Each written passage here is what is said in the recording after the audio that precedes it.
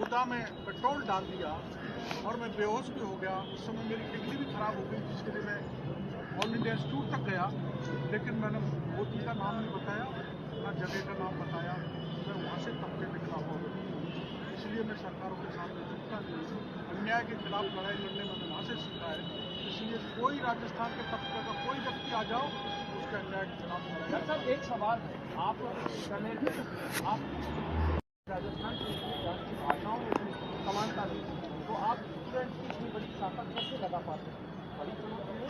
और आप उस घर से थे और उस समाज से थे जिस समाज की उस दौर में बहुत नागपुर से 1925 में बिगुल बजा, जहाँ की भाषा कोई है, नागपुर की भाषा आंध्र का नहीं जाने, आंध्र की भाषा पंजाब का नहीं जाने, और पूरे देश में राष्ट्रीय स्वयंसेवक संघ का वटवृक्ष खड़ा हो गया, तो राष्ट्रीय स्वयंसेवक संघ से दिया हुआ संस्कार था, तो वहाँ क्या दिक्कत थी? और राष्ट्रीय स्वयंसेवक संघ का झंडा फहरा है, बहुत अच्छी ताकत है। उसके बाद आपकी राजनीति में शुरुआत के साथ राजनीति में शुरुआत तो ये MI रोड है। मैं ईसरदा में डॉक्टर लगा था, मेरे पास एक मोटरसाइकिल थी, उसकी सर्विस कराने आया था, यहीं दुकान में आज देख रहा था। उस समय टिकट बट रहे थे 1980 में। मैं और मेरे साथ एक कार्यकर्ता आया था ईसरदा का, उसने सोचा चलो बीजेपी ऑफिस चलते हैं। ये E9 क्वार्टर है, जहाँ बीजेपी का ऑफिस था। जगदीश माथुर प्रदेश के अध्यक्ष थे, भैरव सिंह जी प्रतिपक्ष के नेता थे। मैं जैसे ही गया तो भैरव सिंह जी ने मेरे को बोला कहाँ से आया? मैं मोटरसाइकिल की सर्विस कराने आया, तू चुनाव लड़ दे महुआ से चल। मैंने कहा साहब मैं संघ के कार्यालय जाके पूछता हूँ। मैं माननीय सोहन सिंह जी से संघ का कार्यालय भारतीय भवन पूछने गया, उन्होंने मेरे को डांट के भगा दिया। ये कहा कोई चुनाव के मतलब उस समय बहुत है, पहले कुछ नौकरी करो। और यह और कहा था कि भैरव सिंह जी के पास दोबारा मत जाना, वरना तेरे को जाल में फंसा देंगे। लेकिन उसके बाद भी जो भैरव सिंह जी से मना करने के लिए आया, उन्होंने मेरी मानी नहीं और उन्होंने अपने जाल में फंसा दिया और मेरे को 1980 में चुनाव लड़ने में वो भेज दिया। मात्र 1600 वोटों से हारा, वो भी षड्यंत्र पूर्वक हराया, वरना मैं 1980 में ही चुनाव जीत गया था 28 साल से। एक जोड़ भी थे, तो अब वो जानने लगे हैं सभी कि वो आपकी धर्मपत्नी है, राजस्थान सरकार में मंत्री भी रहे, तो परिवार में आप उन्हें समय दे पाते थे, नहीं दे पाते थे, कितना चुनौती भरा दौर होता था। और एक माँ बाप सबसे बड़ी बात होती है कि माँ और बाप के लिए कितना समय मिला। मैंने मेरे माँ को समय दिया, ने बाप को दिया, ने परिवार को दिया, ने धर्मपत्नी को दिया। मेरी माँ का एक बार ऑपरेशन हुआ था SMS में, मैं भर्ती करा के चला गया भेड़ भगा आंदोलन में करौली में। मैं लौट के इसलिए नहीं आया, लोग कहेंगे ये नेता मौका परस्त होते हैं, हमको छोड़ के भाग गया। और मेरी माँ की मेरे आंदोलन, मेरी माँ की एक आँख से आँख टूट गई, तो वो बहुत बड़ा मेरा पाप था एक तरह से। लेकिन मेरा डेडिकेशन भी आंदोलन के प्रति इतना था कि मैं 1.5 महीने तक करौली के ग्रामीण क्षेत्र में घूमता रहा और पर्यावरण की रक्षा और उस इलाके की जनता के लिए लड़ाई करता रहा। आपके माँ और पिता आपको क्या कहते थे? कुछ कहते थे जब आपका ये अंदाज पता चलता कि किरोड़ीलाल मीणा जेल पहुंच गए हैं, पुलिस ने पकड़ लिया है, डंडे खा लिए, लाठी खा लिए, तो कहते तो होंगे कुछ कि भाई यहाँ कहाँ गए, तुम तो डॉक्टर बन सकते थे। बड़ा बिल्कुल डॉक्टर की नौकरी चली गई थी, मेरे को नौकरी से निकलवा दिया था। जगन्नाथ पहाड़िया मुख्यमंत्री बने, हरीश सिंह जी MLA बने थे, मेरी नौकरी लगी हुई थी, मैं चुनाव लड़ लिया था बीच में, मेरे को नौकरी से निकलवा दिया तो मैं निराश हो गया था। तो मेरी माँ ने कहा था बेटा कभी निराश मत हो, अपने जमीन है 7-8 किलो उसमें कमा के खाएंगे। मेरी माँ ने मेरा मनोबल बढ़ाया, मेरे पिता ने मेरा मनोबल बढ़ाया, मनोबल कभी ने दिया। एक बार मैंने आंदोलन किया था, एक एक्सीडेंट हो गया था जिसमें हमारे कार्यकर्ता मर गए थे 6। मैं ट्रक को उठा के थाने से मेरे गांव ले आया था और पूरी पुलिस आई थी, करीबन 125 मैं जेल में था। मेरी माँ ने 150 पुलिस वालों को ट्रक नहीं ले जाने दिया और कहा जब तक मेरा बेटा नहीं आएगा तब मेरे को गोली से मार दो या ट्रक के नीचे रोक दो, ये ट्रक को नहीं ले जाने दूंगी। पूरी 150 पुलिस को ऐसे भगा दिया। मेरी आपकी उम्र है, इस उम्र में आप अपने आप को फिट कैसे रखते हैं? आप कई बार दौड़ते नजर आते हैं, कई बार आप वॉकिंग करते नजर आते हैं। आज मैं सुबह धरना स्थल से चला था और धरना स्थल से 9.5 किलोमीटर चलकर SMS में एक मरीज से मिला जो गंभीर था, मेरा रिश्तेदार था, और नंबर 2 बंगले पर अपने जो वो जिसमें मैं रहा करता था 17 साल रहा, वहाँ गुडा जी के बंगले पर चाय पी और फिर लौट गया। फिर 3-4 किलोमीटर चल लिया, चलता ही रहता हूँ तो स्वास्थ्य सही रहता है। आपकी कोई विशेष डाइट की खाने में ये पसंद करते हैं कि इस वजह से डॉक्टर साहब? मेरे को कभी तो आज तो खाना ही नहीं मिला। मैं वास्तव में खाना नहीं मिला, 2 बिस्कुट खाई ना अभी तक। अब हाइपोग्लाइसिया में हो जाए पता ही नहीं लगे। कोई डाइट नहीं, जो जैसा मिलता है कार्यकर्ता खिला देता है वैसा खा लेता हूँ, कोई स्पेशल डाइट नहीं। एक बड़ा सवाल और है, ऐसी भयंकर ठंड, सर्दी जो है, सर्दी ऐसी पड़ती है, शिद्दत से पड़ रही थी, उस दिन बरसात आ रही थी, सभी लोग भीग रहे थे, गद्दे लोगों ने पकड़े हुए थे। क्या आपको डर नहीं लगा कि मैं बीमार हो गया? तो क्योंकि लोग कहते हैं मैंने एक बार रिश्वत वापस कराने के लिए मैं मंडावर थाने पर चला गया था। 1985 में विधायक बनते में भैरव सिंह जी से मिला था, और गाँव के गरीब की लड़ाई लड़ना, भ्रष्टाचार के खिलाफ लड़ना। तो एक गरीब आदमी के चोरी हो गई थी, चोरी का बकरा पकड़ी हुई थी। मैंने थानेदार को कहा था इसका बरामद करो, थानेदार ने बरामद तो कर लिया, लेकिन पूरा थाना बकरे को काट के खा गया मीट बना के। बकरी चोर को पकड़ा दी। मेरे को गुस्सा आया, मैं 6 कार्यकर्ताओं को लेकर थाने पर पहुंच गया। थाने पर दृश्य अलग दिखाई दिया। मैंने थानेदार को कहा मैं डॉक्टर हूँ, तेरा पेट चीर कर बकरा निकाल दूंगा। उसने कहा आप 3 घंटे बाद आ जाना, मैं पूरे पैसे दे दूंगा। 2800 रुपये का हिसाब बनता था। 3 घंटे बाद गए तो पुलिस ने अंधाधुंध हम पर गोली चलाना चालू कर दिया, लेकिन हम 6 लोग नहीं भागे। साँझ गोली कान के पास से निकली, लेकिन हम एक दीनहीन गरीब दरिद्र नारायण की सेवा करने के लिए थे। भगवान ने हमने हमारी रखवाली की, उनकी गोली खत्म हो गई, लेकिन हम जिंदे रहे, हम नहीं मरे। भैरव सिंह जी को मैंने फोन किया, आपने कहा था भ्रष्टाचार के खिलाफ लड़ाई लड़ना, मैंने मजबूती से लड़ाई लड़ी। पुलिस ने गोली चलाई, लेकिन हम बच गए। उन्होंने कहा तो चिंता मत करो, तुम कितने लोग इकट्ठे कर लोगे, मैं आता हूँ। मैंने 1 दिन का समय दो, मैं आप कितना चाहते हो? 10,000। मैंने कहा मैं 20,000 करूँगा। भैरव सिंह जी गए, बस में 26 MLA को भर के ले गए थे। उस समय 32 MLA थे। 26 MLA 3 दिन तक मंडावर के थाने पर बैठे रहे। पूरे थाने को सस्पेंड कराया, 2800 रुपये वापस करवाए, और SP कलेक्टर सवाई माधोपुर को हटाया। भैरव सिंह जी का वो उस दिन से जो आंदोलन की प्रेरणा मेरे को मिली है। मैं ना सर्दी से डरता, न मैं तूफान से डरता, न ओले से डरता।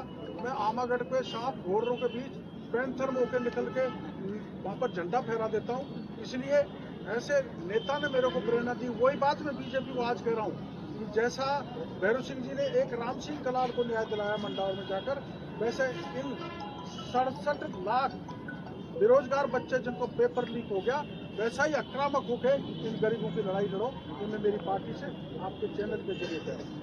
कार्यक्रम में एक छोटा सा ब्रेक लेंगे। ब्रेक के बाद फिर से लगातार चर्चा का दौर जारी रहेगा, क्योंकि सवाल बहुत सारे हैं, संक्षेप में उनसे जवाब भी दिया है, और काफी सारी और भी ऐसी बातें हैं जो आप जानकर चौंक भी जाएंगे, क्योंकि कई चीजें हैं गूगल पर कई बार नहीं मिलती है, और ये जो चीजें जब खुद डॉक्टर किरोड़ी लाल मीणा आपको बताएंगे तो आप भी विस्मय से भरेंगे।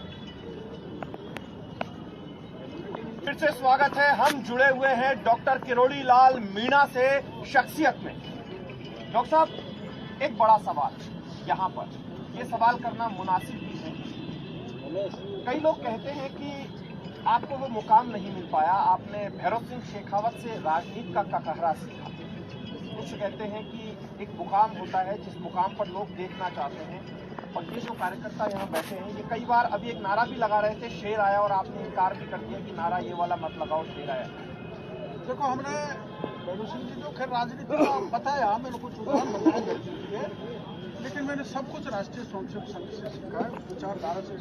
मैं पुष्ट हूँ, जहाँ हमको ये गीत बताया जाता था कि पथ का अंतिम लक्ष्य नहीं है सिंहासन चढ़ते हैं, सब समाज को साथ लिए है, आगे है बढ़ते हैं। हमारा पथ का अंतिम लक्ष्य ये नहीं कब्जगी पाने से, पूरे समाज को साथ लेकर उसकी लड़ाई अन्ना हजारे ने भी लड़ी, गांधी जी ने भी लड़ी, जयप्रकाश ने भी लड़ी। तो हमारे यहाँ सिंहासन पाने का कल्चर विचारधारा में बिल्कुल नहीं है, इसलिए मेरे को कभी पछतावा नहीं है। मेरे को बड़ी संतुष्टि, आत्मसंतुष्टि होती है कि मैं ये दीनहीन गरीब को न्याय दिला देता हूँ। मैंने धुंधली की उस बेटी को राजेंद्र गुड़ा के मकान पे दिला के, मकान पे बैठ के 3 दिन तक न्याय दिला दिया। जो राजेंद्र गुड़ा को भी पुलिस कमिश्नर को कहना पड़ा, डॉक्टर किरोड़ी लाल को गिरफ्तार किया तो मेरी पूरी तुल जाएंगी। तो ये सबसे बड़ा मंत्री का पद है, ये मुख्यमंत्री पद है, इससे बड़ा कोई पद होगा क्या? एक और सवाल आपके निजी जीवन से जुड़ा है। आपको ईश्वर पर कितना विश्वास है? आप मेहनत करते हैं, संघ से प्रेरित हैं, संघ से आपने बहुत कुछ सीखा है और संघ का जो गीत है वो भी आपने 2 पंक्तियां सुनाई है। ईश्वर पर कितनी श्रद्धा रखते हैं? क्योंकि कई बार हम देखते हैं कि आप गोविंद देव जी के लिए निकल पड़ते हैं, आप मोती डूंगरी के लिए निकल पड़ते हैं, पता चलता है आप सवाई माधोपुर के गणेश जी के गणगणेश का जो मंदिर है वहाँ भी निकल पड़ते हैं। ईश्वर कितनी बड़ी भूमिका अदा करता है आप? ईश्वर में मेरी अटूट श्रद्धा है, अटूट विश्वास, और उसके कई उदाहरण हैं। एक उदाहरण देना चाहूँगा, जब 89 में मैं जीता था तो चुनाव के दौरान भगवान सिंह डकैत ने 4 मालियों के बच्चों को इसलिए मार दिया था कि उन्होंने पुलिस को सूचना दे दी थी। माँ बाप के सामने एक एक बारी को गंडासे से काट के ढेर कर दिया था। 1, 2, 3, चौथा बता, जब माँ बाप उस डकैत के पैरों में पड़ गए, कहने लगे बुढ़ापे की सेवा में एक बेटे को तो छोड़ दो, उसका भी उसने अंतिम हाथ कर दिया। उन 4 बॉडी को देख के मैंने कहा था, मैं उस दिन करौली था, उनका पोस्टमार्टम कराया, मैं उस दिन वादा करके आया था कि मैं अगर MP बन गया तो इस डांग में डकैत भगवान सिंह रहेगा या डॉक्टर जोड़ेदार रहेगा। भैरू सिंह जी मुख्यमंत्री थे, मैं लोकसभा का सदस्य था, सर्वाधिक वोटों से जीत के गया था। मैंने भैरू सिंह जी को कहा साहब उस डकैत को पकड़ो, उसको इनकाउंटर कराओ, मारो, खूब चक्कर निकाले। भैरू सिंह जी ने खूब कोशिश की लेकिन वो पकड़ में नहीं आया, और फिर मैं 5000 लोगों को लेकर कैला देवी के दरबार में पहुंचा। उसमें 6 MLA मेरे साथ थे भारतीय जनता पार्टी के, और मैं पूरे बिहड़ों में घूमा उन डकैतों को ढूंढता हुआ।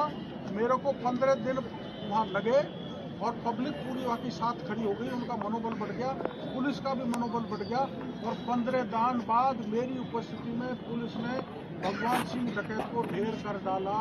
कैला देवी से मैंने आशीर्वाद मांगा था, वो ढेर हो गया। तो आपकी ईश्वर में अटूट आस्था है, तमाम चीजें हैं।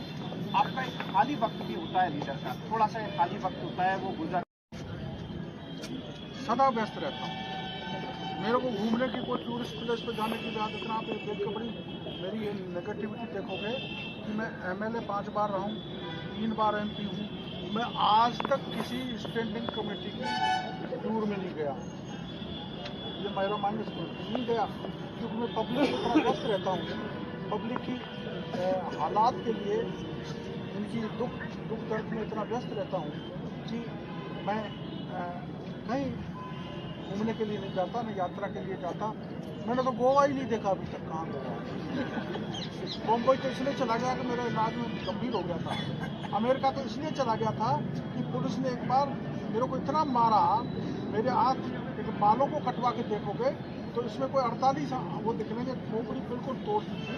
तो इसलिए इलाज के लिए अमेरिका जाना पड़ा था, सीमेंट फैक्ट्री का जब आंदोलन हुआ था। वरना मैं तो विदेश भी नहीं गया। मैं तो जनता की सेवा में सतत लगा रहता हूँ, लेकिन किताबें पढ़ता हूँ। मैं स्वामी विवेकानंद को पढ़ता हूँ, मैं रामायण भी पढ़ता हूँ, महाभारत भी पढ़ता हूँ, वेद भी पढ़ता हूँ, और बड़े बड़े महापुरुषों के जो विशेष उनको जो प्रसंग है उनको पढ़ता रहता हूँ। और कोई भागवत कथा हो रही हो, कोई अच्छा सत्संग हो रहा हो तो उसमें जाता रहता हूँ। जीवन में एक दौर ऐसा भी आया जिस दौर में लोग कहने लगे थे कि आप बीजेपी छोड़ दोगे, बीजेपी आपने छोड़ दी। बड़े मैंने नहीं छोड़ी बीजेपी से मेरे को बाहर निकाला गया था, और बाहर निकलने के बाद मैंने मना किया था कि मैं कोई चुनाव नहीं लड़ूंगा, क्योंकि मेरा, आपको बता, मैं सर्वाधिक वोटों से 89 में लोकसभा में जीता। लगातार मेरा 4 बार टिकट काटा, लेकिन मैं विचलित नहीं हुआ। मैंने सोचा ये पार्टी का निर्णय है और मैं पार्टी में बना रहा। लेकिन 2008 में मेरा टिकट भी काट दिया और मेरे को पार्टी से भी निकाल दिया। वो अलग परिस्थिति था, मैं किसी को दोषी नहीं देना चाहता, मेरी किस्मत का दोष था। मैं बड़ा पछताया कि मैं निर्दलीय चुनाव लड़ा। मैं निर्दलीय है 1989 के बाद में 2009 में मैंने लोकसभा का दोबारा मुंह देखा। मेरे को 4 बार टिकट लोकसभा का नहीं मिला, लेकिन इसकी मैंने चिंता नहीं की। पार्टी का निर्णय सर्वोपरि है। मैं मेरे घर में वापस हो गया। जहाज का पंछी जहाज में आ गया। मैंने पार्टी नहीं छोड़ी थी, मेरे को पार्टी से निकाला गया था। पार्टी मेरी माँ है, मेरे लिए सबसे पहला मेरा देश है, उसके बाद ये समाज है, उसके बाद पार्टी है। समाज की मैं बात में बोलूँगा, समाज को लेकर आपने कितने समाजों के अब तक आंदोलन उठाए। लोग कहते हैं कि आप समाज के साथ आपको कई बार जोड़ भी दिया जाता है। कितने समाजों के आंदोलन उठाए आज बता दें। सभी जाति, सभी वर्ग के मैंने अब तक 586 छोटे बड़े आंदोलन किए हैं, जिसमें 80% सवर्णों के, 20% दलित ST SC के। हमारे वैसे ही मीणा का टैग लगाया जाता है। आपको पता है मीणों के खिलाफ मैंने बहुत कार्रवाई करी है। एक थानेदार ने एक दरिंदे को थाने में, एक अपने माछलपुर थाने की घटना थी, मुक्ति जाटव नाम की एक लड़की सुंदर थी, उसके पति को बदमाशों ने मार दिया था। थानेदार को 60,000 दे दिया और थानेदार से ये कहा गया कि इसके बयान बदलवाओ। थानेदार ने कहा तुम इनके साथ यहीं रहो, काला मुंह करो, इसको तैयार करो, कैसे भी करो।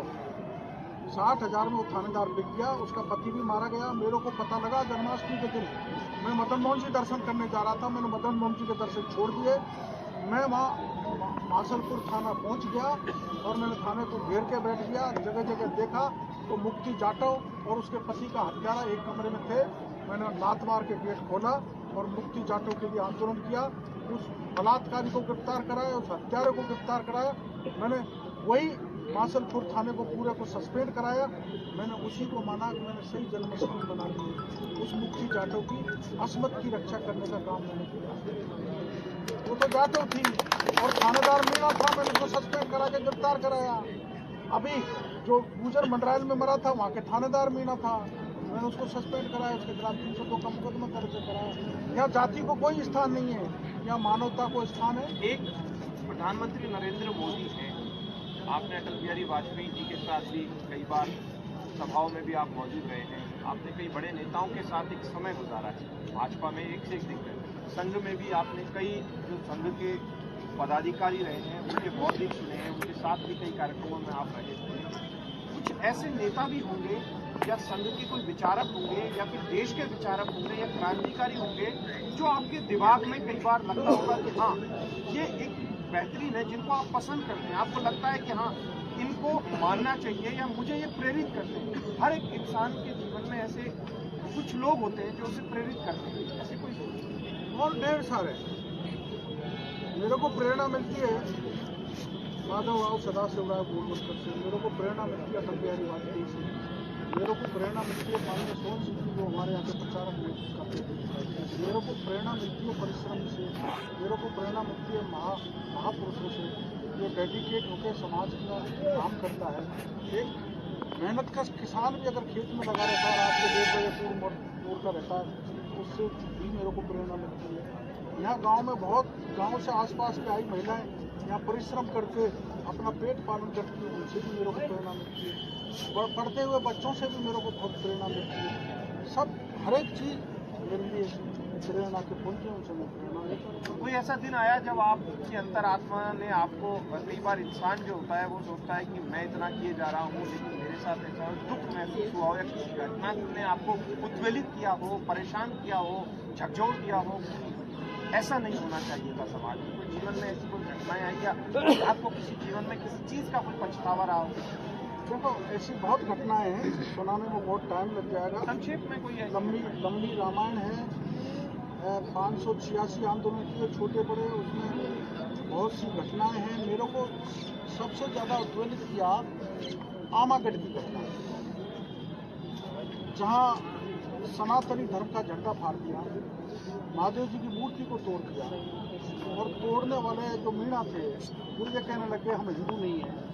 उससे मैं इतना उद्वेलित हुआ कि सरकार ने चुनौती दे दी थी कि परिंदा भी पैर नहीं रख सकता, और हम 9 लोग पहाड़ पर चढ़े, बरसात फिसल के गिर रहे थे, कंटकाकीर्ण मार्ग था, सांप भी थे, घोड़े भी थे, पैंथर भी थे, सबको पार करते करते मेरे को इतनी पीड़ा हुई थी, इसलिए मैंने वहाँ पर झंडा लहरा दिया था और गणेश जी को महादेव जी को जलाभिषेक कर दिया था।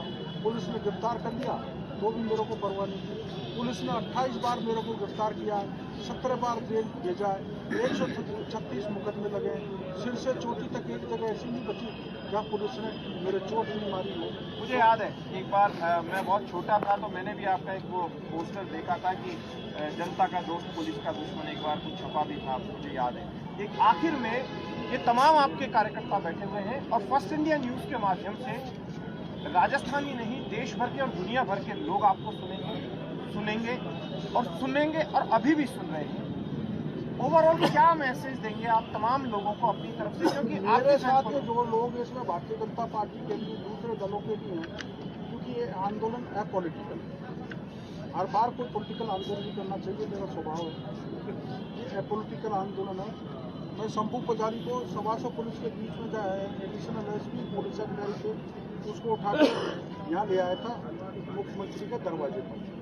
तो ये अपॉलिटिकल आंदोलन है। मैं मेरे समर्थकों को और सबको ये कहूँगा कि समाज में व्यक्ति का कोई स्थान नहीं होता। व्यक्ति गौण है, देश सबसे पहले है, उसके बाद समाज है, उसके बाद पार्टी है। आप मेरे नारे नहीं लगाएं, मेरे जयकारे नहीं लगाएं। नारे लगाएं तो भारत माता के लगाएं, वंदे मातरम के लगाएं। आप मेरे नारे लगाकर आप मेरा कद कम कर रहे हैं जनता की नज़र में, पार्टी की नज़र में। क्योंकि आप जानते हो मैंने वहाँ से संस्कार लिया है जहाँ व्यक्ति को नहीं पूजा जाता, जहाँ कोई गुरु नहीं होता। गुरु है तो भगवत हो जाए, सनातनी झंडा है जिसको हम पूज के गुरु दक्षिणा भी करते हैं। हम इसलिए करते हैं कि आदमी में तो कभी भी घमंड आ जाए, दम्भ आ जाए, लेकिन उस ध्वज में नहीं आ सकता जिनको हम प्रणाम करके गुरु दक्षिणा देते हैं। इसलिए व्यक्तिनिष्ठ नहीं होना चाहिए, ध्येयनिष्ठ होना चाहिए, राष्ट्रनिष्ठ होना चाहिए। मैं सभी समर्थकों से कहना चाहूँगा, आगे से मेरा ये नारे नहीं लगाए ओम प्रधान कौन आया, शेर तो शेर ही होता है। हम एक छोटे से कार्यकर्ता हैं, मैं आपकी सेवा करूँगा, पर ऐसे नारे मत लगाओ जो मेरी छवि को खराब करें और आम जन को भी परेशानी करें। डॉक्टर साहब, आप फर्स्ट इंडिया न्यूज़ के साथ जुड़े और ख़ास बात ये कि आपने शहीद स्मारक चुना स्टूडियो की बजाय, और इसी स्थल पर आपने अपने कार्यकर्ताओं के साथ बेबाकी से फर्स्ट इंडिया न्यूज़ के साथ बातचीत की। उसके मैं कार्यक्रम के आखिर में एक किस्सा आपको बताऊंगा। वो किस्सा इसलिए भी महत्वपूर्ण है, पिछले दिनों इसी धरने पर जो इन युवाओं के साथ धरना चल रहा था, तो केंद्रीय मंत्री संजीव बालियान आते हैं और उसी दौरान राजेंद्र यादव जो गृह राज्य मंत्री राजस्थान के हैं वो बैठे थे, राजेंद्र राठौड़ थे और प्रदेश के मुख्य प्रवक्ता बीजेपी के रामलाल शर्मा थे। तो चुटकी का दौर कई बार नेताओं में शुरू होता है और चुटकी जब चलती है, यानी हंसी मजाक जब चलती है, तो माहौल को ठंडा भी किए देती है। उस वक्त एक नेताजी ने, यानी कि संजीव बालियान ने कहा कि आप इस उम्र में ये दौड़ भाग करते रहते हैं, इस तरीके से करते हैं और दूसरे किरोड़ी लाल मीणा भी आप बनाइए। तो ऐसे में राजेंद्र राठौड़ ने तुरंत प्रभाव से जवाब दिया। वो बोले कि ये तो युवा है, इनको क्या जरूरत है। तो इतने में संजीव बालियान भी मुस्कुराए और गृह राज्य मंत्री राजेंद्र यादव भी बोलने लगे कि कब तक बनेंगे इस तरीके के युवा, वाकई में इस तरीके के युवाओं की जरूरत है। तमाम लोग चुटकी ले रहे थे, लेकिन इंतजार ये भी रहेगा कि यहाँ पर ये जो युवा हैं यहाँ पर आए हुए हैं, इन्हें सुन रहे हैं। हो सकता है कि भविष्य में इस तरीके के कोई लीडर और भी आए। अभी तो ये अपने आप को युवा मानते हैं, दौड़ भी लगाते दिखाई दे जाते हैं और वॉकिंग करते हुए 8, 10, 12 किलोमीटर और आमागढ़ की पहाड़ी भी चढ़ जाते हैं। हम फिर से किसी बड़ी शख्सियत के साथ आपके साथ रूबरू होंगे, तब तक के लिए नमस्कार। भारत माता की जय।